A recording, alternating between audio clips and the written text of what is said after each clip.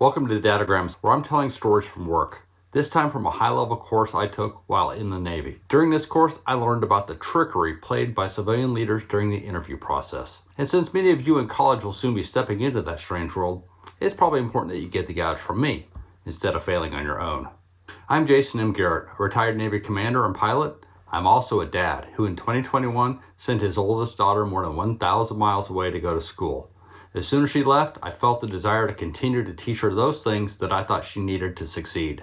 And that's how I created Dadograms. In my Dadograms, you'll hear our family's values and beliefs through stories. The reason these stories are so valuable is that you'll learn from others, especially from their mistakes. Because after all, you can't live long enough to make all the mistakes yourself. So I'm going to tell you 4 short stories. Each of these stories were about a job interview gone terribly, terribly wrong. And each of these stories are funny, surprising, and offer great learning points. Story 1. So there was this guy, and we'll call him Fred. Now Fred was seeking a job at a high-end bank, and he was going through all the interview wickets. He'd had no less than 4 interviews with various VPs throughout the morning, and so far, everything was going great. Now, he was in his final interview with the CEO, and if the CEO liked him, they discussed salary, and if they could come to terms, he'd be offered a job and all would be right with the world. And so far, Fred was halfway through the interview with the CEO and things were going very, very well.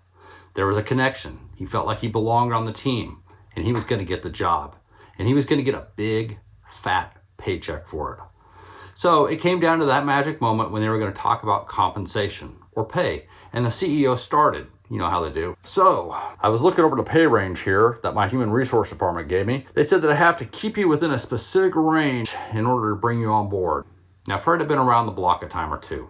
He knew the common wisdom that whoever mentioned a specific dollar amount first was going to lose the negotiation. He didn't want to throw the number out first. If he picked one too low, the boss would give it to him and he'd lose out. Pick a number too high and the CEO might balk at it and not offer the job. The trick was to pick a number in the top 1/3 of the salary window and then negotiate for perks the rest of the time. You know, like a prized up-close parking spot or something along those lines. Now, when the CEO mentioned the salary window, Fred had noticed something very, very subtle. The CEO's eyes had involuntarily glanced down at a piece of paper on his desk. Fred glanced at it and thought for a moment, and then he realized what it meant. My God, he thought. He actually has the salary range window right there on his desk. It was right there on the paper. If only he could get a peek at it. Now the CEO continued. Now to start this negotiation off, I'd like to hear what you need to work with us. What kind of pay are you needing? That was it, the start of the salary negotiation. How was he going to answer that question? Well, before Fred could formulate an answer, the phone on the desk rang. The CEO lifted a finger for him to hold for just a moment, then reached down and picked up the phone. The CEO listened to the speaker on the other end for a moment, frown lines furrowing his forehead as the speaker kept going. A moment later, he hung up. "Excuse me," he said as he stood up. "That was my secretary. There's something I've got to go deal with out there. It'll just take a few moments. In the meantime, please sit back, relax, and I will be right back." So the CEO stepped up from his desk, crossed the office, and walked out the door, pulling it firmly shut behind him. So now Fred found himself all alone in the office. He knew there was a piece of paper on the desk within arm's reach with a salary window on it, and he wanted to see it. If he could just take a peek at that number, it would give him incredible negotiating power with the CEO. So he stood up and he stretched and he looked down at the paper and damn! The boss's thermos, probably one just like this, was exactly right on top of the window that he needed to look at. The exact numbers were completely covered up by that daggum coffee cup. Well, that's okay, he thought. He turned around and looked all around the room. No hidden cameras that he could see. The office door was solid, so there were no windows. So Fred nonchalantly reached over and picked up the coffee cup and moved it just a little bit. As soon as he lifted the coffee cup, a nightmare unfolded. Thousands of metal beads spilled out a false bottom and poured across the desk and onto the floor, where they bounced and rolled in all directions. Fred was busted, and he knew it. He turned around in disgust, picked his briefcase off the floor, walked to the door, and right on through it. As he stepped through, he didn't even pause to say goodbye to the secretary or the CEO, who was sitting on the couch in the lobby waiting to see how things would play out. Fred just walked out and left. Needless to say, that interview ended badly. Okay, so story number 2. A hotshot was looking to move up in the world, and just to keep it consistent and simple, let's call this guy Fred too, huh? Now this Fred was already operating in the big leagues. The VP of a big company in Japan. The place he was headed to now, though, was openly wooing him, and it would be a much more prestigious job. Now this particular interview, it would essentially seal the deal. He just needed to shake a few hands. Well, I guess this is Japan. So make a few bows, meet the CEO, and he would move into a nice corner office. He'd be set. He strolled up to the front of the building, all steel and glass and glittery. He took a moment to consider which floor he'd be on. This was going to be great, he thought to himself. Now, at the front of the building was a large and perfectly groomed sand garden. If you don't know what one looks like, they look something like this in the background here. Anyway, as he approached the revolving front door, he pulled the chewing gum out of his mouth and threw it into the sand garden. As he entered the revolving door, he heard someone yelling, and he gave a quick glance back over his shoulder and couldn't help but laugh. It was the little old man they hired to manicure the sand garden. He was pissed and was actually hobbling toward where he had just thrown his gum. Fred thought, what a peon. He entered the lobby and to the bank of elevators waiting for him. One seemed to already be waiting for him, wide open and empty. He got in, pushed the button for the top floor, and headed up to the 29th level. That's where the executive offices were and where the boss and his team were expecting him. As he headed up, he took a moment to glance at his reflection in the mirror walls, giving himself a quick look to make sure he was good. He got off the elevator, and boy, were they waiting for him. He was greeted with bows and greetings from the staff that awaited. For a few minutes, he was totally at ease. All was right with the world. They already knew he was going to be one of the big bosses here, and he had just walked in. A few minutes later, he heard the chime from the elevator. He turned around and was mortified to see the little old man who had been working in the sand garden stepping off the elevator and walking right up to him, anger in his eyes. The little man held out a hand and opened it. There in the palm was his gum, covered in sand. The little man simply said, "You dropped this. Please take it and put it in a trash receptacle." Our interviewee looked at this little old man like he had absolutely lost his mind. Then a flush of embarrassment came over him as he realized the room had gone deathly quiet and all eyes were on him. He turned up his nose to the little old man and said, "That's not my gum." Then he leaned even closer and whispered, "And how dare you come up here and interrupt? I'm meeting your boss here in a few minutes." The little old man looked at him with disgust in his eyes and said, "This is your gum. I saw you throw it in my sand garden. And now your interview is over. You will not work for my company." The little old man grabbed the interviewee's hand, jammed the used gum in his palm, walked past him, and entered his office. A few minutes later, security escorted Fred right out of the building.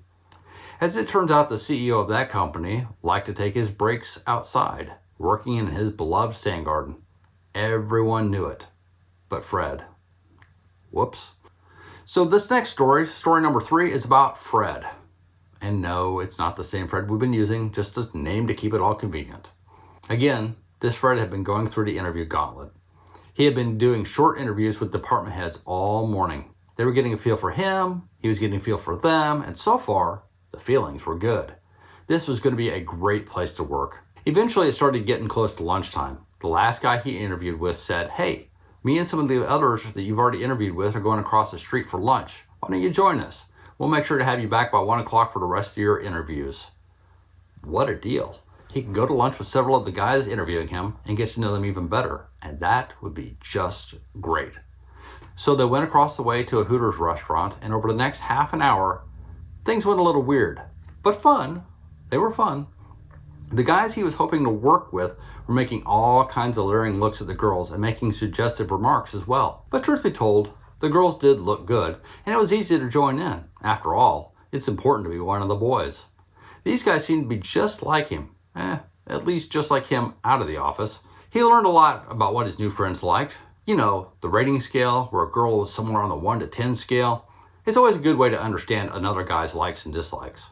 When the food came out, one of the guys leaned back and says, "Hey, I just heard a joke the other day. Have you ever heard the one about..." Then he proceeded with a very racist joke that surprised Fred. But the joke was a funny one, and he couldn't help but laugh with the group. A moment later, another guy threw out a joke. It was just as inappropriate, but maybe it wasn't quite as funny as the first one, but still worth a good laugh. It went on like this for a few moments when one of the guys turns to him and says, "Hey Fred, you got any? You got a joke?" Well, as a matter of fact, Fred did. He liked those good, inappropriate jokes, so he told a few. It was great to joke and laugh with these guys. There was a connection. This was going to be a great place to work. The quick lunch was over way too fast. They paid for their meals and they headed back to the workplace. They laughed and visited the whole way back to the entrance of the building. It was about 5 minutes before 1 p.m., and he was just going to make it to his next interview. The guys filed in one at a time in front of him, using their access cards. And as the last guy entered the door before him, this guy suddenly turned around and put his hand up, stopping Fred from following. "Hey Fred, sorry man, you can't come in, employees only." Fred responded, "Ha, funny. I still have interviews all afternoon." The guy stared at him for a long moment and said, "No Fred, you don't. That luncheon was your last interview. Sorry it didn't work out." Fred had failed, and it took him the most of the rest of the day and some serious thinking to piece together what had happened. It was a bit more sophisticated than the issues that nailed the first two threads, but it all came down to the same old thing. Do you know what it was? It's called an integrity check, a way to test whether a person's values really match those of the company, to see if they will do the same things when they think no one is looking that they would do in front of others. Each of our Freds failed. There's an old phrase you've probably heard from somebody in your past: one "oh shit" can erase 1,000 attaboys. This simply means that if you ever fail an integrity check, it erases all the goodwill and respect that you may have earned from others by having done things perfectly well for a very long time. It will now take even longer to earn back the respect, if it can ever be done at all. These guys had their reputations destroyed by a failed integrity check. So, let me tell you one last story. It was a story that I proposed to my daughter, but something that she did not actually do, maybe because of this Dadogram, but probably because she isn't that kind of young lady. But we'll say it's a hypothetical that any of you could encounter in college. You ready? Pay attention. There was this girl going to a great school a long ways away. So keeping with the names here, instead of Fred, we'll call her Fredette. Now the climate didn't agree with Fredette, and she was sick as a dog. She was sick, she was on meds, she was missing classes because she was resting and recovering. But that was okay, she had a doctor's note, and the professors all knew that she was ailing and would need some time to catch up. So this girl sleeps all day, missing those classes, but after some rest, she's up, not feeling too bad, and while she should do homework, well, she just can't. The willpower is gone at the moment. Pretty soon there's a phone call. A friend group of hers is meeting at the local bar and wanted to invite her. Well, it's late. She can't study. She's not feeling too bad right now, so why not? Fast forward 2 hours. She's laughing and joking with her friends at their table. She's got a martini set up in front of her. And yes, she's only 18 years old. And she's looking all adult and cool. What she doesn't know is that on the other side of the dinner bar, sitting with his wife in a booth, is her engineering professor. He sees her, somewhat surprised. He was pretty sure that she was supposed to be sick. After all, she'd missed several of his classes and had a doctor's note. Now, fast forward a day, his engineering classes just met again, and this student didn't make it again. She's late on handing in makeup work, yet he knows without a doubt that she was out last night having fun and drinking with her friends. This young student has just failed an integrity check and did not even know it. Gone is the goodwill of this professor. Gone will be the goodwill of other professors once he asks his fellow colleagues if they've seen her. Gone is the goodwill of the guidance counselors once they find out. It's a cascading effect with dire consequences. This is how nightmares become hellish reality. If she was truly sick, she should have been indoors, studying or resting. Even binge watching movies during this time would have been infinitely better than going out and being seen. The girl in this story may have been truly sick, She may have even had a martini glass filled with water just so that she could look cool with her friends. She may have been going out for the first time in weeks because she was desperately wanting to get out and see someone other than her own roommate. But none of that matters.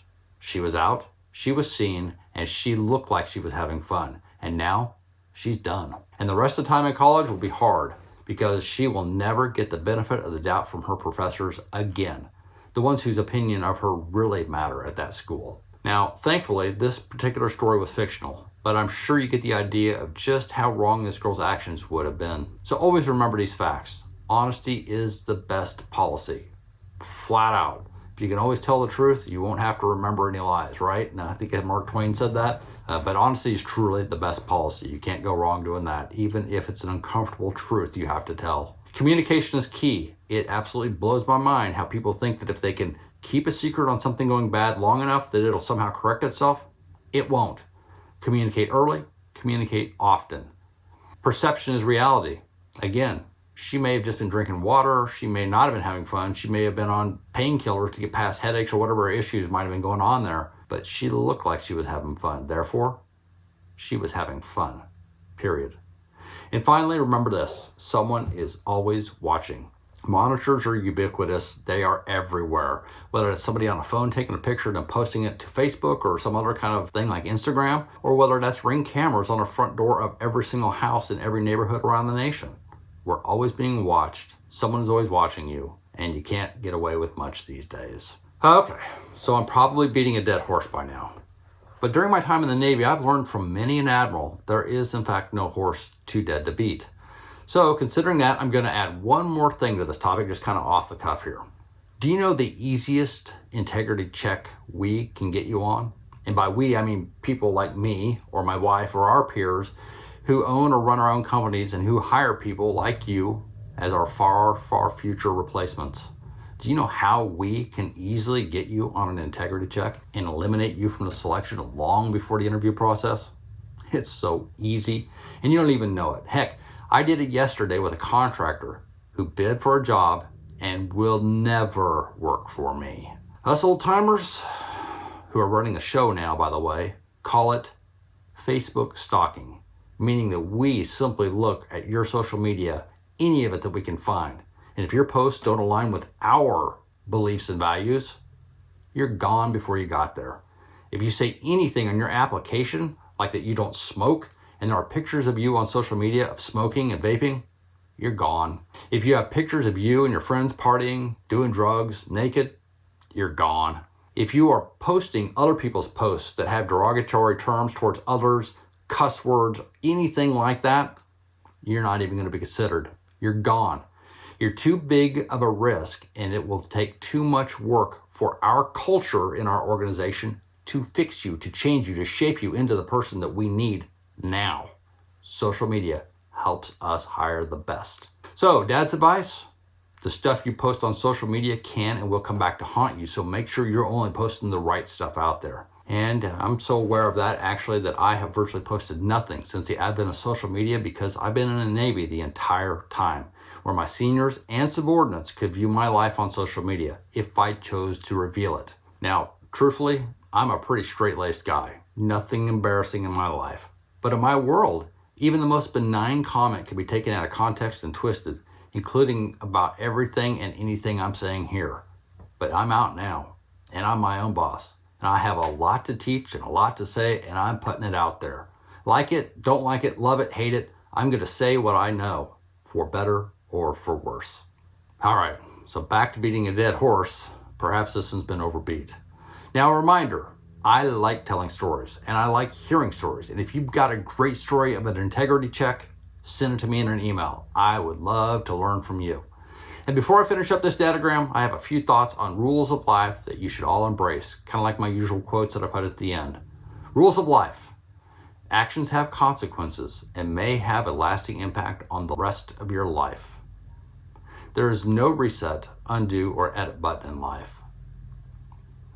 You are the only person responsible for your actions. You are free to choose whatever action you want to take, but you are not free from the consequences. And then finally, remember, doing nothing is an action. So until next time, please subscribe to see the next one of our Dadograms that comes out, and as well as hit that thumbs up. And for now, go forth and conquer. Thank you.